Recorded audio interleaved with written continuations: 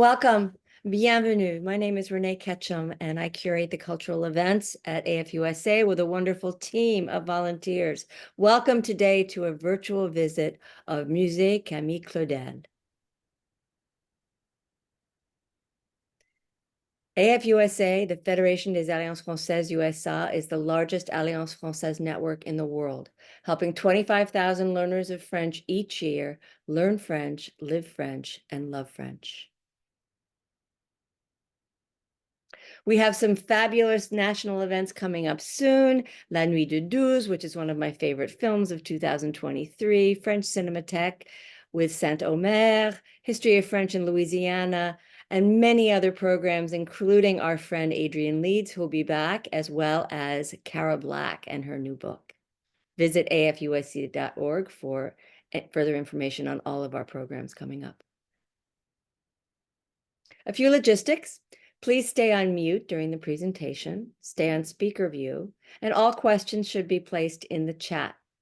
If for any reason you have technical issues, please sign back in after a couple of minutes using the original Zoom link. This event is being recorded to share with registrants of the event, and the total runtime is 1 hour. I'm absolutely thrilled to introduce today Iris Ustunoglu, a Turkish student in her third year of art history at the University of Strasbourg. She's an assistant intern at the Association Japonisme et Art Nouveau, AJEAN 7577. Iris is responsible for content creation and the preparation of projects such as this presentation, among others. Hello, thank you so much for joining us. My name is Iris, and today I will be taking you through a virtual visit of the Camille Claudel Museum. The museum is located in Nogent-sur-Seine, a district that is about 1 hour and 45 minutes away from the east of Paris, and is located in the Aube region. I'd like to take you on a virtual visit of the museum, during which we will take a tour of the 15 rooms that compose it, and we will discover sculpture in all its different aspects together. In this way, we will discover the history of the museum, explore the creation process of sculpture, associate sculpture and public space in the 19th century, as well as associate sculpture with the feminine ideal, the private sphere, the representation of work, and the representation of allegories in mythology, and so on. To understand the museum, we have to look at the singular history that links these 4 figures: Marius, Ramus, Alfred Boucher, Paul Dubois, and Camille Claudel, all sculptors. Boucher and Dubois were both born and raised in Nogent-sur-Seine. Camille Claudel lived there for 3 years between 1876 and 1879, and it was here that the young Claudel really began her artistic career and was discovered by Alfred Boucher, one of the greatest French sculptors of the 19th century, who helped her, advised her, and introduced her to Auguste Rodin in 1882. To understand how the museum came to be, let's take a look at these 4 figures as we enter the first room. All from a different generation, we're going to be discovering each of these figures one by one and understand how they met and helped each other to develop their art. Indeed, over time, we will see how the first artist helped the second, and so on. Let's start with Ramus, a sculptor born in Aix-en-Provence and trained at the Beaux-Arts in Paris. He produced some 100 works exhibited throughout France. Thanks to the protection of academician Adolphe Thiers, he was entrusted with an artistic mission to Italy in 1834 to bring back casts of the finest pieces of Florentine Renaissance sculpture. Ramus was a skilled neoclassical artist of great repute. He was named the Knight of the Legion of Honor in 1852 in France.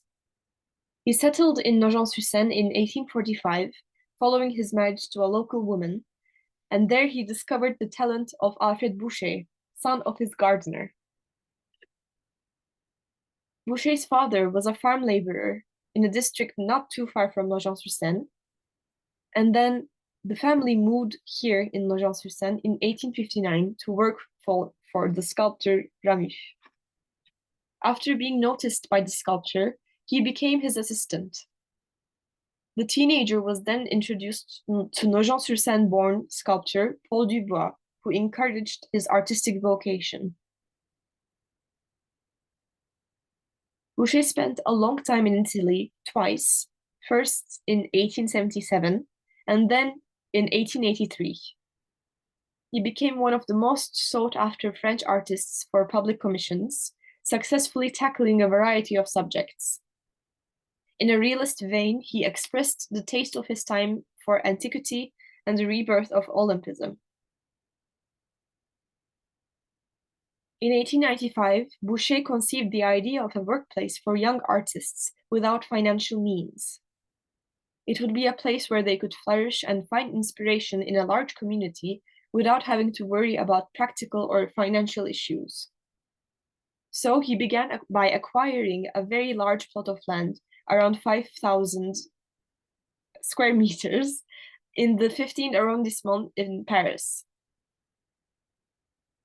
Next, he salvaged elements from the 1900 Universal Exhibition, the World's Fair, and these included the metallic infrastructure of the Grenoble Wine Pavilion, the caryatids of the Indonesian Pavilion, and the entrance gate to the Palais des Femmes. It was named the Ruche, the beehive, as Boucher wanted to create a place for artists to thrive as a collective. In 1902, Boucher was a well-known, recognized artist, accumulating distinctions and public commissions, and was living between Paris and Aix-les-Bains. However, he had not forgotten the town where he had grown up. And again, in 1902, he was behind the creation of the Musée de Nogent-sur-Seine. As soon as it was inaugurated, he donated a number of works. And as a result, the collection included a significant number of sculptures, which grew rapidly in the years that followed. The postcard shown on the slide, which depicts the museum's facade at the time, incorporates a phrase that underlines the region's recognition. Indeed, it reads, "The museum created under the auspices of two illustrious local children, Paul Dubois and Alfred Boucher." Boucher's donations were joined by those of other sculptors or their heirs. Some of the highlights of the Musée Camille Claudel were already on display in 1902, the Memory, Le Souvenir, by Paul Dubois, and First Thought of Love, La Première Pensée d'amour, by Marius Ramus, and busts of his parents by Alfred Boucher. However, the collection was not confined to sculpture. Boucher donated part of his collection of paintings and graphic arts, and two which were added gifts from contemporary painters, such as the landscape artist Léonce Besse. Other donators provided a varied collection of engravings, antiques, medals, and coins. Paul Dubois was the son of François-Antoine Dubois, royal notary, the mayor of Nogent-sur-Seine, and general councillor for the Aube department. He was also the grandnephew of the sculptor Jean-Baptiste Pigalle. After studying law, he entered Armand Toussaint's studio at the École des Beaux-Arts in Paris. He was deeply influenced by Italy and Renaissance art, and then he became a leader of the so-called Florentine sculptors, emulators of their Quattrocento Renaissance predecessors. Back in Paris, he enjoyed great success with his 15th century Florentine singer, winning the honorary medal at the 1865 Salon. In 1876, he succeeded Eugène Guillaume as the director of the École des Beaux-Arts in Paris, and his pupils included Fabio Stecchi and Camille Claudel, until the latter met Auguste Rodin in 1884. Camille Claudel is one of the few female sculptors of the 19th century who also lived in Nogent-sur-Seine for 3 years between the years of 1876 and 1879. Indeed, it was here that the young girl really began her artistic career and was spotted by Alfred Boucher, one of the great French sculptors of the 19th century, again, who helped her, advised her, and introduced her to Auguste Rodin in 1882. Her art of sculpture, both realistic and expressionist, is akin to Art Nouveau in its skillful use of curves and meanders. A collaborator of sculptor Auguste Rodin and sister of poet, writer, diplomat, and academician Paul Claudel, her career was meteoric. Half a century later from her death, a book called Une femme, Camille Claudel by Anne d'Albet, written in 1982, and then a film called Camille Claudel that was out in 1988, brought her out of oblivion for the general public. Today, the museum, which has been active since its opening in 2008, has been fortunate enough to acquire two collections of works by Camille Claudel, the first belonging to Philippe Cresson, the president of the Association for the Promotion of Camille Claudel's work, and the second to Reine-Marie Paris, Camille Claudel's great niece. These acquisitions have reoriented the museum's purpose. And so, in 2015, the Musée Dubois Boucher was renamed the Musée Camille Claudel. The museum offers a history of sculpture from 1880 to 1914, covering all the styles of this era. This was a golden period for sculpture with academicism,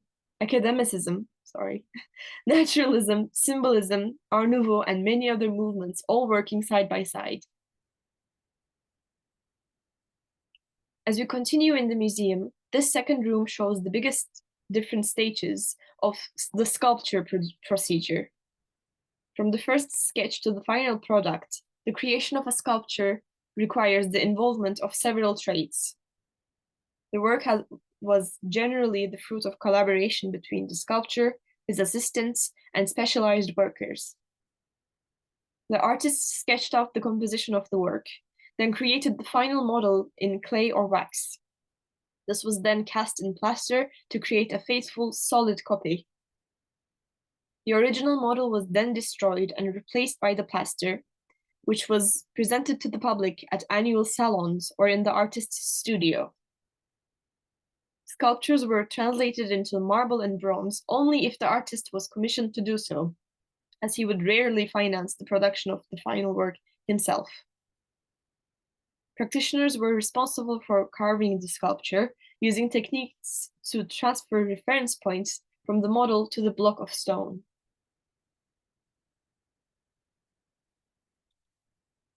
Here we take a detailed look at the steps involved in making a cast sculpture from lost wax. And what we can see on screen is a reproduction of Alfred Boucher's statuette, Jeune fille lisant, the young girl reading, created by the Fonderie d'Art de la Plaine in 2015. The third room is devoted to sculpture in public spaces. In the second half of the 19th century, the favorable economic climate led to large-scale urbanization projects across France. Towns were enlarged, embellished, and adorned with new buildings. And so, sculpture also took its place in the city.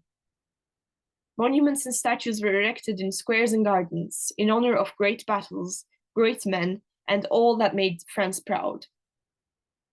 Public and private funds were pooled to commission artists to sculpt monuments and adorn these pieces. A phenomenon that is at once urbanistic, artistic, and political. From an urban planning point of view, sculpture colonized urban space, thanks to the wide squares, promenades, boulevards, and public gardens typical of the modern city of the 19th century. Allegorical groups or statues in tribute to great men were also represented. The choice of subjects helped spread the values of the liberal bourgeois society of the second half of the 19th century. To achieve this, the sculptures had to be didactic and the subject understood by all. In this room can be found a very interesting statue by Alfred Boucher, an equestrian statue of Joan of Arc that can also be found in Washington's Meridian Hill Park and also in other places around the world.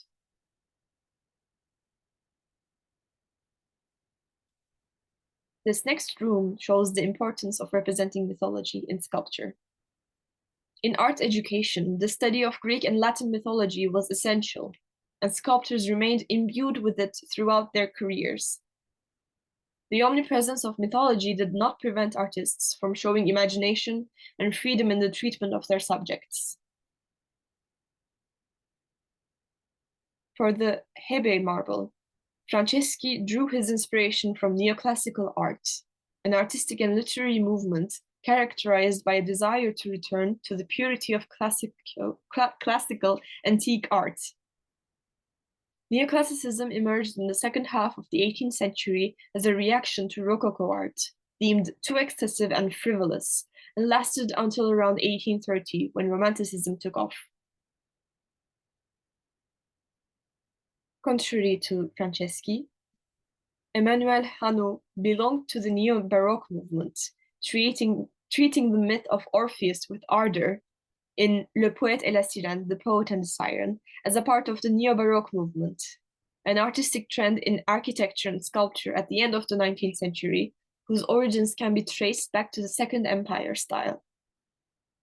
The finest example of this style is in the Opéra Garnier in Paris. Interestingly, this sculpture was donated to the museum by the artist himself around 1906. This literary and artistic movement of the late 19th century sought to base art on a symbolic and spiritual vision of the world. Other artists integrated mythology into their art in highly personal and original ways. Auguste Rodin and Gustave Doré, for example, depicted a bestial, animal, and erotic side of mythology, rarely seen in more formal works of the time.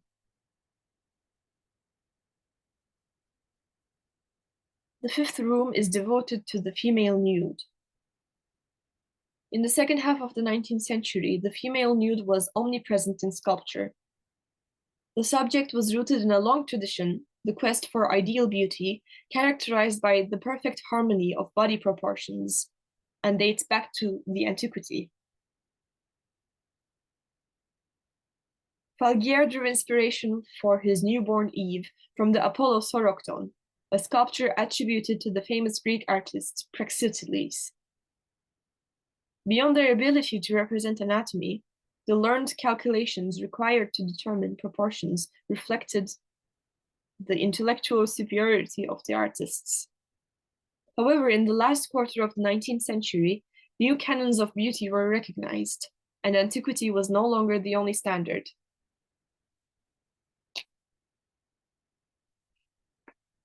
Paul Dubois drew inspiration from the Florentine and Germanic Renaissance for his Birth of Eve, an inspiration potentially taken from Italian sculptor Bartolomeo Ammanati and his depiction of Ceres.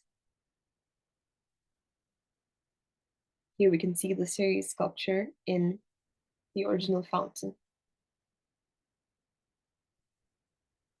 Jules Dalou proposed a naturalistic study without resorting to idealization, the process by which artists strive to create images that approach perfection according to the ideals of their culture and time. And Antoine Bourda's elongated silhouettes are close to and merge with floral forms. This next room is devoted to one of our four figures, Paul Dubois. In the second half of the 19th century, French sculptors were still completing their training in Italy. There, they no longer studied models from antiquity alone, but had diversified their sources of inspiration. Paradoxically, this inspiration from the past was then perceived as modern, as it renewed forms while remaining faithful to a glorious period in the history of sculpture. The Neo-Florentine style is characterized by attention to detail, particularly in the costumes, and by graceful, elegant forms in keeping with the taste of the public of the time. Henri Chaput, Alexandre Falguière, and Paul Dubois, like so many others, visited Florence and were fascinated by the art of the Renaissance, particularly the sculptures of Michelangelo and Donatello. This inspiration is evident in Paul Dubois' Narcissus in the Bath and his Saint John the Baptist as a child. The immense success of his 15th century Florentine singer established Paul Dubois as the leader of the Neo-Florentines. As we pass to the next room, in the context of revolution, imperialism, and restoration, it was crucial to master the telling of past events. Each political regime thus made history its own, and in the first decades of the 19th century, reflection began on the methodology of the historical sciences. In this context, archaeology was of paramount importance, and Napoleon III initiated excavations, notably at the supposed site of Elysia in Burgundy. The importance given to history was reflected in the arts, with the founding of museums and the production of works that bore witness to a quest for historical veracity. In the 19th century, France went from 15 to over 600 museums. Their main concern was to reflect national concerns. The training of artists were also adapted. From 1819, a history course based on ancient costume and customs was offered at the École des Beaux-Arts in Paris. Here we enter the private spaces of the 19th century bourgeoisie. In the second half of the 19th century, the bourgeoisie developed a passion for decorative sculpture. Catalogs offered a variety of models and even complete room settings inspired by the private mansions of high society. The taste was for ornamental profusion. Mantels and sideboards were covered with sculptural objects. And also the invention of the Colossus machine by Achille Collat, which enabled sculptural models to be reduced or enlarged, the development of sandcasting, which saved time and money, and the appearance of contracts between artists and publishers brought sculpture into the industrial era. Sculpture has also invaded in the private sphere and finally reached the middle and upper middle classes. Private commissions multiplied. Artists also had to adapt to collectors in order to make a living, as Camille Claudel would do in her career as well. Artists were less free and their works more mainstream. Now mass-produced, sculptures could be ordered in a variety of sizes and materials, such as bronze, porcelain bisque, plaster, cardboard, stone, and so on, and were accessible to all budgets. Edition sculptures are either reductions of successful works or models designed specifically for the edition. Another more unusual use of these sculptures was to place them on or adjacent to graves. For example, this magnificent statue, The Young Girl from Bousada, sculpted by Louis-Ernest Barilla, is located in the Montmartre cemetery on the tomb of Gustave Guillaume, the French Orientalist painter.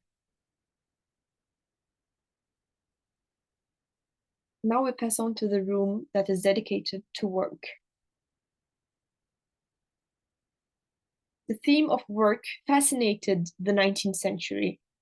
It was first developed with great success in painting, to the point where peasantries became an artistic genre. Sculptors took part in this movement as well, offering a picturesque, idyllic vision of the countryside in the salons and with other published sculptors. The valorization of the agricultural worker was encouraged by the state, particularly under the Third Republic, which wished to improve health and hygiene conditions in the countryside. As a result, the peasants depicted are healthy, robust men. Hygienism was also seen in Paris, with Baron Haussmann working to sanitize the capital. The representation of work intensified in sculpture and also extended to a wider range of trades, symbolized by their tools. Blacksmiths, earthworkers, laborers, and miners joined the peasants. Despite a realistic vocabulary, Some sculptors did not hesitate to use the nude in reference to the antiquity to sublimate the workers' bodies. Let's now turn our attention to the body in motion and its representation. The representation of the body in motion was a major subject in the renewal of sculpture at the end of the 19th century. Even the impression of movement, which is by nature ephemeral, is at first sight contradictory to the idea of sculpture as an art of fixity and duration. But this is precisely the challenge that sculptors have taken up, seeking different ways of conveying the sensation of the body in action. This research, of course, did not begin in the 19th century, and since antiquity, sculptors have succeeded in animating their works. The Laocoon group, emblematic of late Greek sculpture, is only one example of this. A fabulous example of the body in motion is Alfred Boucher's Runners, also known as To the Goal. Taking its cues from antiquity and Olympism, this group displays a perfect balance. The three men repeat the same movement, but a few centimeters apart, doubling their gestures. A large-scale bronze version, at the height of 2 meters, was installed in the Luxembourg Gardens in Paris, but was sent for casting under the Vichy regime. Another theme drawn from mythology has also inspired sculptors like Alfred Boucher. Boucher was inspired by ondines, female water sprites or fairies from the Germanic mythology. It is also a mythological creature with a human torso and a fishtail, in fact, a mermaid.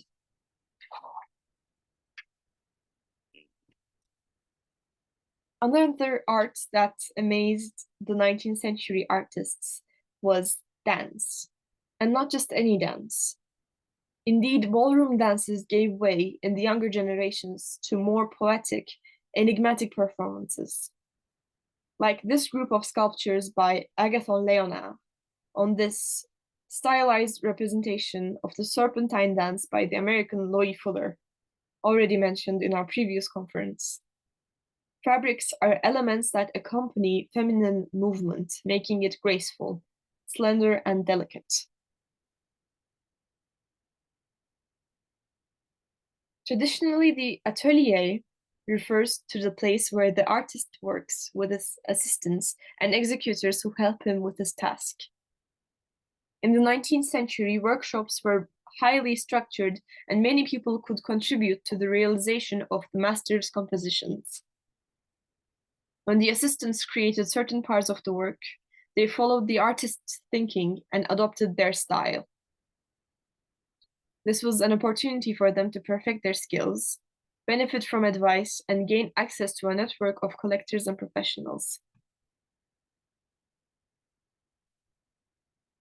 In 1864, the young Auguste Rodin joined Ernest Carrier-Belleux's studio in Paris. A French sculptor again, he was one of the century's most prolific and successful artists under the Second Empire, under the personal support of Napoleon III. It was here that Rodin learned how to organize a studio and divide tasks between assistants. In 1880, he was commissioned by the French government to create La Porte de l'Enfer, the gates of hell, and was given a workshop in the Paris Marble Depository. In turn, he hired assistants, including Jules Dubois, Camille Claudel, and François Pompon. Then, in 1893, Antoine Bourdelle also joined his studio. A copy of the sculpture is also situated in the Rodin Museum in Philadelphia and other museums all around the world.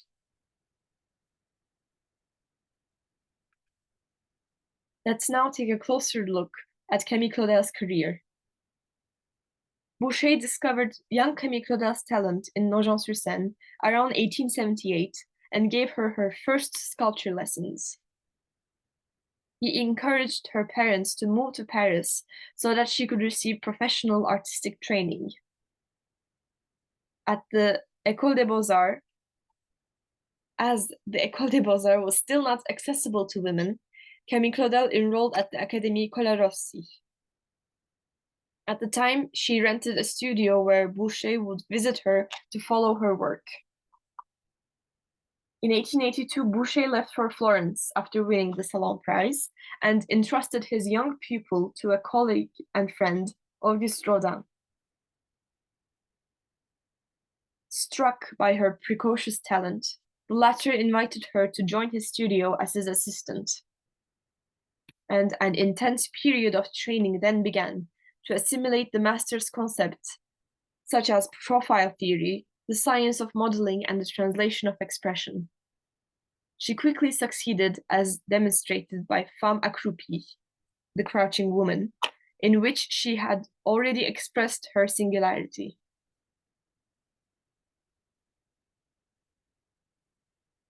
As we pass to the next room, we see the mature age.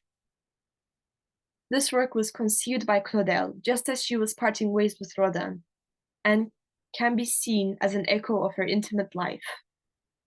Although they are not portraits, the three figures in the group seem to evoke Auguste Rodin moving away from the young Camille Claudel to join his older companion, Rose Beuret.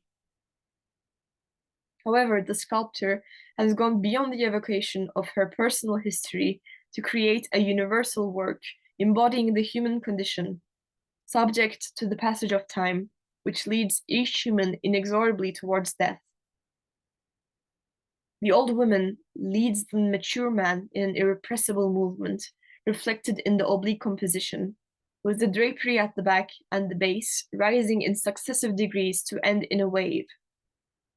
The force of the evocation is concentrated in the emptiness that separates youth's hands from those of her former lover.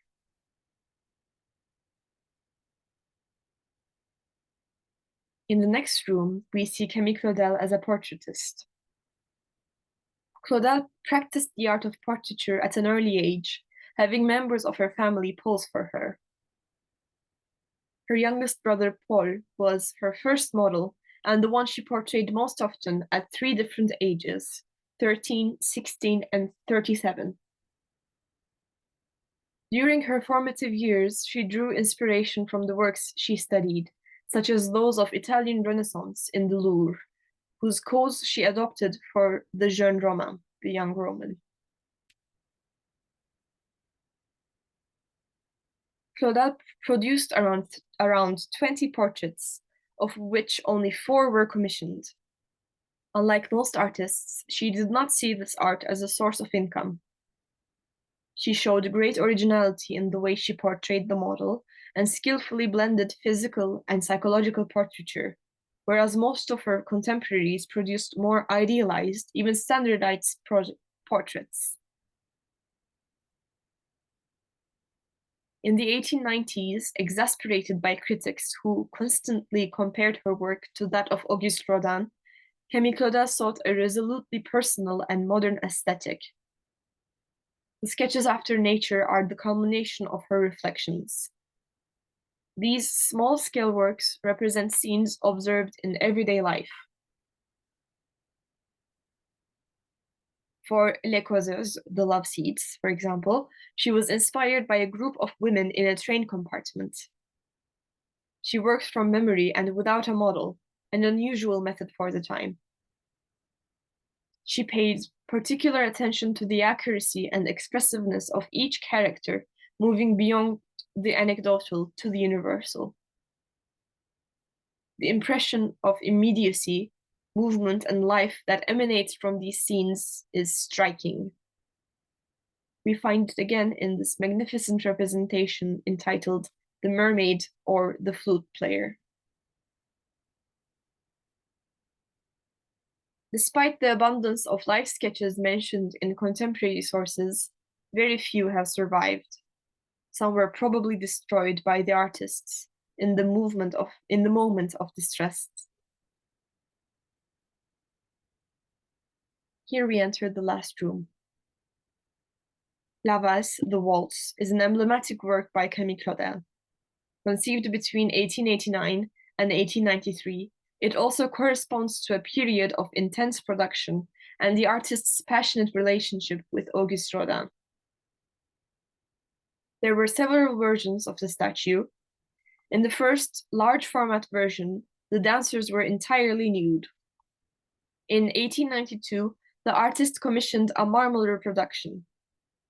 Armandayo, the inspector in charge of examining the sculpture for the ministry, was impressed by its quality, but for aesthetic and moral reasons, asked the sculptor to dress the figures. Claudel then executed a second version with a drapery winding from the dancers' feet to above their heads. Despite Deo's favorable opinion, the marble commission never came to fruition, and only a bronze copy survives from this production phase. The variants presented here are more recent, as this is a third version, smaller in size, with simplified drapery. These editions were produced for commercial use, and each edition differs slightly in the materials chosen and the assembly of the dancers. Examples of this third version are on display at the Camille Claudel Museum. Of these editions, only one in flamed sandstone has been located. In the 19th century, the waltz was the dance of choice for couples, and balls were becoming the norm throughout society. But Claudel is not concerned with the norm or fashion. The partial nudity of the dancers puts them outside any temporality and draws them towards the universal. In this sense, the artist is part of the symbolist movement. The diagonal of the bodies emphasizes imbalance, and the skirt amplifies the spiraling movement of the figures. The artist shows the speed of the waltz, drawing the couple into a whirlwind that never seems to stop. With La Valse, Camille Claudel won the recognition of many of her contemporaries. Léon Daudet even wrote about the sculpture, saying, "Only a high mind could have conceived the materialization of the invisible." This brings us to the end of our visit to the Camille Claudel Museum. I hope you've enjoyed this experience. I have enjoyed very much sharing with you this opportunity to discover a magnificent place that I invite you to come and see as soon as you get the chance. Thank you so much for your participation and hope to see you soon in a new topic. Thank you for listening.